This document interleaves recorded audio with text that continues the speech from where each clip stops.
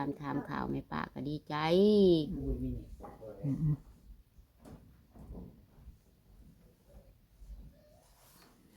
ลุงไป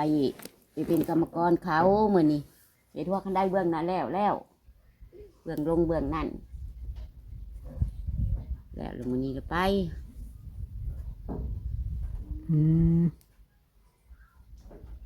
ก็ได้นั่นเนาะโดยชวนเอาลูกไปนำเลยว่าลูกก็ยันเพิ่นเอาลูกติ่งมาแม่เอ้ยวะจะให้พ่อไปผู้เดียว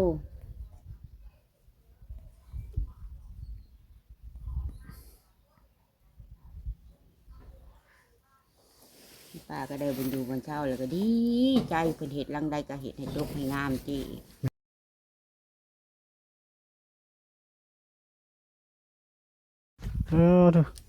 ใช้น้ำมันบ่ลุงใช้เบิ่นหันบ่น่ะบ่แล้วน้ำมันร้ายจะถอกเขาขึ้นบ่ว่าเห็นเด้อเธอจะจากปนตัวนี้เธอจะทายากจากปนตัวนี้อย่ามันเหนียวว่าแต่ว่าเขาปนมาแล้วได้เอาหักปนเอาคันเฮาจากได้นั่นเนาะ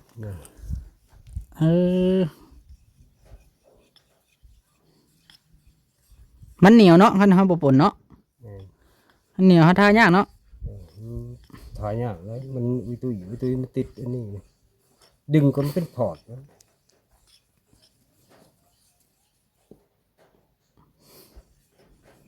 โอ้โจรนั่นนี่ยับไปยับมาอยู่ ย่านเจ้าโยย่านข่อยบ่หน้าวายเบิดเลยล่มบ่แล้วยิกเองล่ะกลางคืนเฮ้ยโมเมนต์กินดิมันหอมบ่ล่ะสิให้พ่อลุงละทาสีวงกบนี้พี่น้องเนาะขอบประตูนี้อันใดให้เป็นทาสีให้เป็นทาสีมันข้างงามนะพี่น้องเป็นทาสีมันงามเปิดตัวนี้มันงามแล้วก็สิให้เป็นทาสีมันงามเนาะไม่ทว่าเนาะโดยทาสีมันงามหมดแล้วเนาะ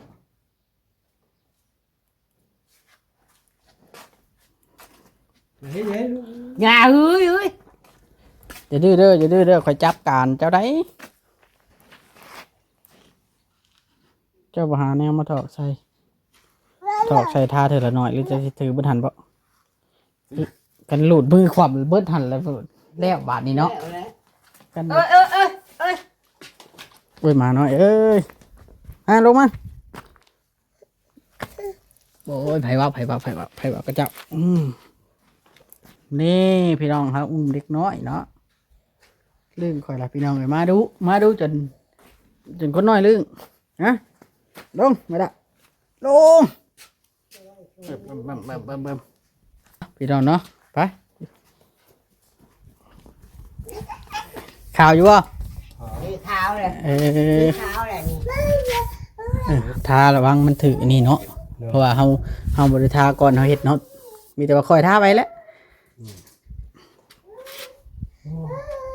คนน้อยวะจิตท่าคนน้อยนี่แหละก็ยังว่าบอกให้เจ้าอันนะทากองเทียมคนบ่ไป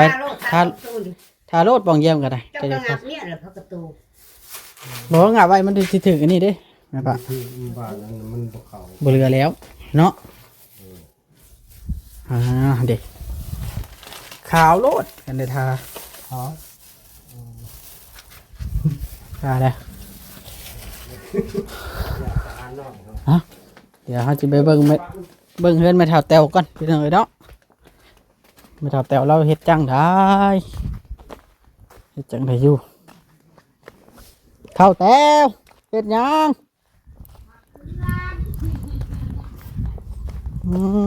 ไอ้ต่อพักผ่อนวะเดี๋ยวพับเครื่องไผ่นี่ไปเถอะเครื่องมดทุกคนเครื่องลูกเครื่องเต่านี่แหละจากแล้วเราพับไว้จากแล้วเราพับไว้ของไผ่ของมันตรงนี้แต่ละเถื่อปิดหน้ามาจากพี่นะมันจังเห็นนะฉันบ่เห็นนะมันจะบ่แจ้เถื่อนอยู่ด้วยเนาะเห็นช้างหรอเครื่องนุ่งของถือเลยโอ้คักอลิเทแล้วแบบนี้เนาะมันเกี้ยงเด้เพิ่นคัดหน้ามันเกี้ยงมันก็คักเลย อืมครับหลีพอลุงเพิ่นไปเฮ็ดเวียกอีกแล้วบ่ เพิ่นไปเบิ่งเรียกน้ำหมูโทรมาว่าให้ไปเฮ็ดน้ำว่า อืม กินเงินวันให้แล้ว น้องเสือพอได้เนาะ โดยพอได้อยู่ได้กิน ก็ง่ายซะอันเฮาไปจ้างหยังก็ไป โด เนาะ ยโดย ความหมายนะสำนั้นดอก โดย บ่มีอหย่างมากมายมีแต่ว่าไปจ้างหยังก็ไปอันนั้น โดยเอาต่อเลยท้าว่ายันลูกติ่งมาแม่เอ้ย เออ ลูกติ่งมาแล้วพอว่าได้เห็ดไม้พนักให้พอไปหาลูกชายเห็ดไม้พนักว่ายันลูกติ่งเพิ่นเอาลูกติ่งมาให้ เป็นอยากให้เฮาเพิ่นว่ามาเบิ่งนี่เด้อเพิ่นปะแต้วกับจอบเบิ่งแน่เพิ่นว่านะเวลาเฮาเข้ามา โอ้ยขอโมกขอบใจเจเด้อเจเอ้ยขอให้อยู่ดีมีแหงเด้อสุขกายสุขใจขอให้เจเป็นของพ่อไม่แม่ป่าขอ บ่ลืม ให้ บุญ เจ ลืมคุณเนาะแม่ป้าเนาะ สาถูกแม่ป่าหยกเสเก่าเท่าเสหัว เอ้ากระเบื้องมันได้ใช้แม่ป้า ก็เบื้องเอาลงนั่นนั่นเด้นี่เด้นี่ เออทางนี้หามุงกระเบื้องเนาะ โดย แม่น มั ละ นหัวเด้กระเบื้องก็มันเป็นปองเอาลง อืม ยืนยามทำข่าวแม่ป่าก็ดีใจ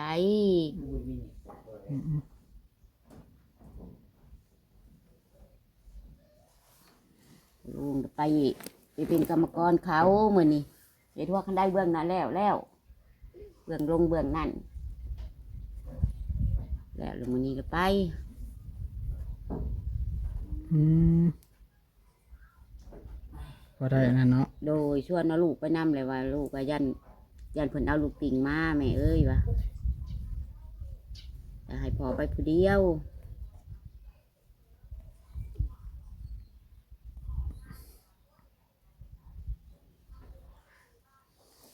ป้าก็ได้บุญอยู่บนเช่าแล้วก็ดีใจเพิ่นเห็ดลังใดก็เห็ดให้จบให้งามจี แม่นแล้ว ลังใดก็จบ บ่งามเพิ่นบ่อยากได้เพิ่นว่า โดย มันขี้ไล่บ่เอาเพิ่นว่า โดย เพื่อนไม่ทาวอนขนาดเรื่องไม่ทาวอนเรายังเฮ็ดให้งามอีหลี งามแม่ป้าก็ยัง งาม ว่ สมเพิ่นบอกอีหลีได้นี่มันมีแต่แนวคักมาเฮ็ดเนาะ โดย จมเวลาเฮาเฮ็ดเฮาก็เฮ็ดให้สมเพิ่นเบิดเงินเบิดคำนำแล้วคือเฮาบ่เป็นสะพานบุญเองเฮาก็เที่ยวมาจอบดุ โดย เพิ่น กระบุญคำนำชูเจ้าลูกเอ้ เพ ย ราะว่าเฮาอยากให้มันงานออกมาดีที่สุดนะ โดย กับไม่ทาวอนแล้วย่างได้เลยดิเนาะ นางได้แล้วคอย เห็นย่างลายโยกแล้วกินดิ ลายโยกแล้ว ครับอะไรเฮาว่า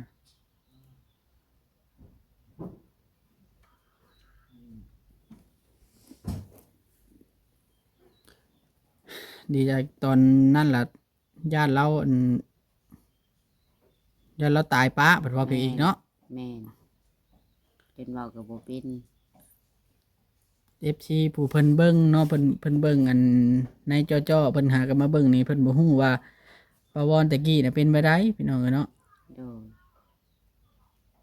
แต่เดี๋ยวนี้นะเพิ่นขายแน่แล้วเดี๋ยวนี้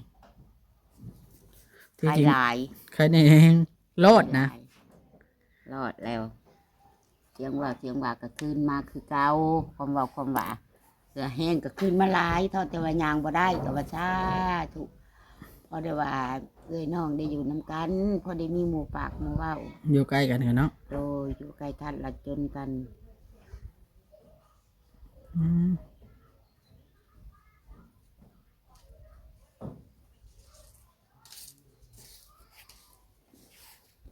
ไอ้ต่อเปลี่ยนชุดแล้วบ่ได้นี่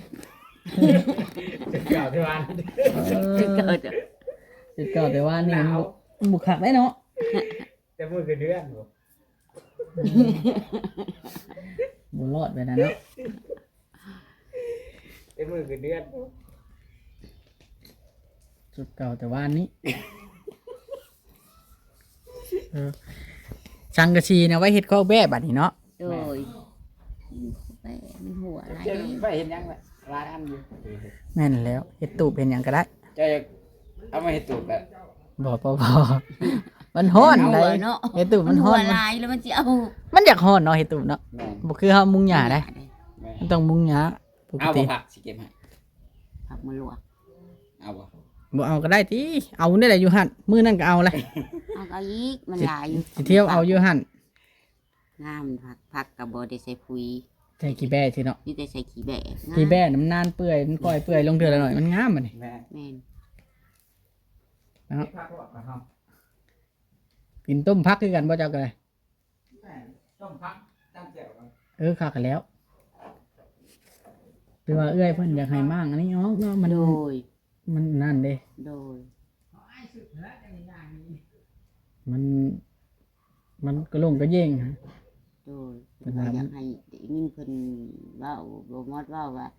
ถ้าออกเลยใส่ลูกติ้งว่ะตอนเดี๋ยวสิใส่ไว้ก็พอ เออ ว่าเขายังน้อยยังหนุ่มเนาะ แม่น ให้ แม่น เขากลายแต่แบบยันลูกติ้งมาเลยดูสรุปเลยนะพอไปเฮ็ดซะว่ะ จักยามใดลูกติ่งก็ได้ โดยนำได้กระตาม เพราะว่าเพิ่นสั่งเอาได้เพิ่นบ่ได้ซื้อในห้าง โด นะ ย มันก็หึงแน่ เพิ่นก็ นะ เว้าอยู่หมู่บ้านนี่พอลุงเฮ็ดว่ากันได้ลงทางนั้นเพิ่นได้เฮ็ดมันเด้เพิ่นเฮ็ดแล้วเ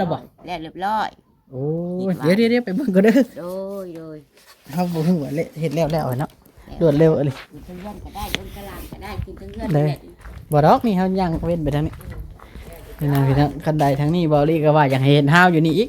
ย่านเวลาเฮากลางค่ำกลางคืนลงนะยันตกแม่นทางนี้คืนนี่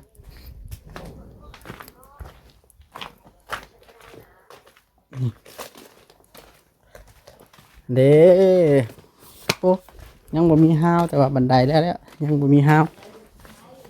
คักเอ้ยนี่ปะคักได้นี่น้อยรอเนาะ ได้เรื่องได้ค่อยว่ามือนั่นแหละค่อยปีนอยู่นึกกันแม่นมันแผ่นใหญ่คักได้เรื่องพี่น้องเนาะเอาเด้เพิ่นเฮ็ดเตาถ่านอยู่นี่พี่น้องพอได้ดังเด้เรือดังก็ขาย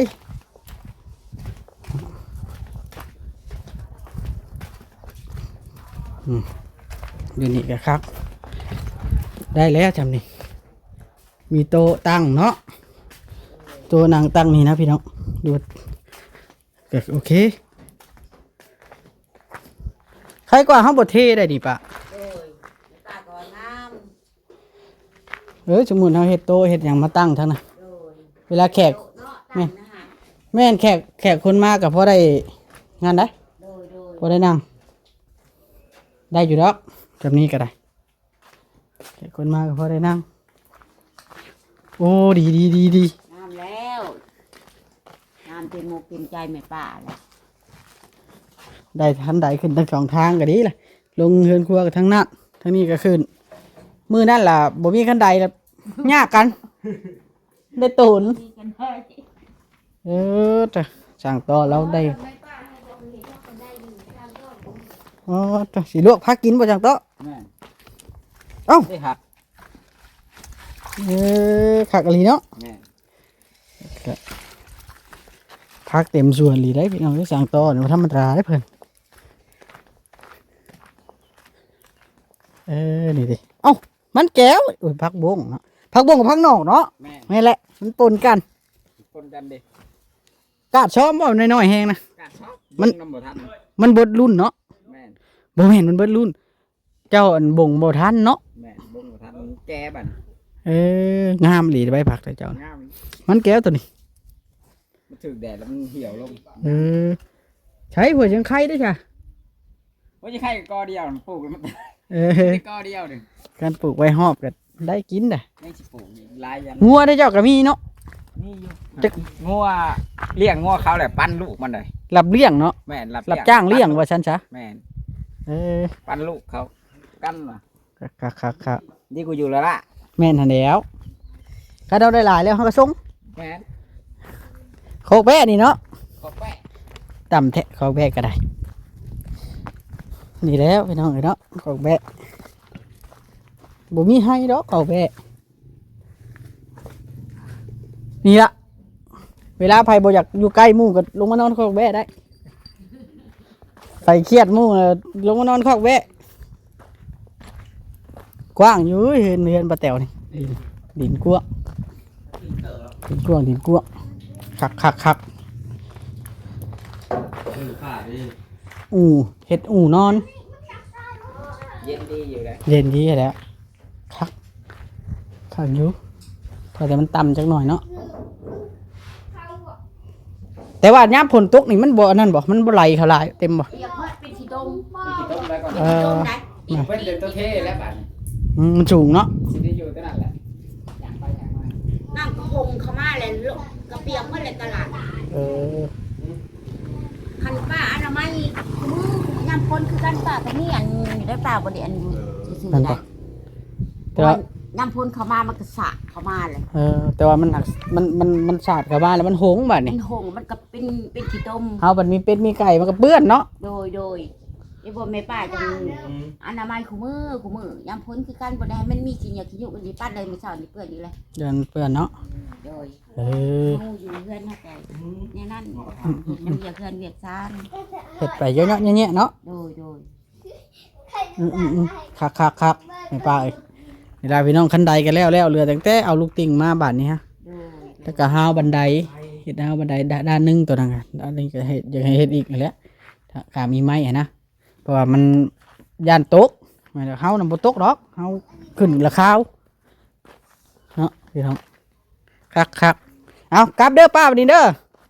เด้อโอ้คักพี่น้องเอ้ยเนาะ เดินไปเท่าแต้วเดินไปเท่าแต้วบ้าบอสเดินไปเท่าแต้วบ้าบอสบ้าจ้อยนี่นะเดินไปเท่าวอนเดินไปเท่าวอนของไอ้เทิด